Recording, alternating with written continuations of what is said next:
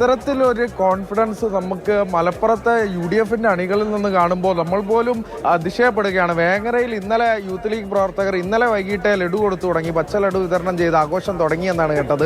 ഒപ്പം തന്നെ പാണ്ടിക്കാട് ഇന്ന് ബിരിയാണി വിതരണവും നിശ്ചയിച്ചിട്ടുണ്ട്.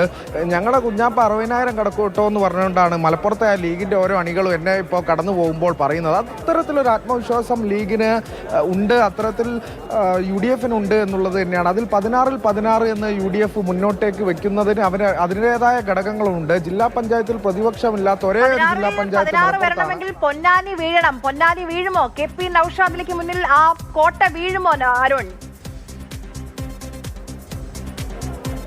അതാണ് നമ്മൾ പറഞ്ഞു വന്നത് ആര്യ. മറുഭാഗത്ത് LDFന്റെ പ്രതീക്ഷ എല്ലാ ആയുധവും ഉപയോഗിച്ച് അവർ ഫോക്കസ് ചെയ്ത 2 മണ്ഡലങ്ങൾ അത് പൊന്നാനിയും തവനൂരും തന്നെയാണ് എന്നുള്ളത് തന്നെയാണ്. പൊന്നാനി നൗഷാദ് അലി ഉൾപ്പെടെ പറയുന്ന ആര്യ 2.5 വർഷക്കാലമായി അവിടെ തമ്പടിച്ച് നടത്തിയ പ്രവർത്തനത്തിൻ്റെ ഒരു ആത്മവിശ്വാസം ഉണ്ടെങ്കിലും എന്തെല്ലാം തരംഗം ഉണ്ടാകുമ്പോഴും UDF അനുകൂല തരംഗം ജില്ലയിൽ ഉണ്ടാകുമ്പോഴും പൊന്നാനിയെ LDF അങ്ങനെ കൈവിട്ടിട്ടില്ല എന്നുള്ളതാണ്. മുനിസിപ്പാലിറ്റിയിലെ ഭരണം ഉൾപ്പെടെ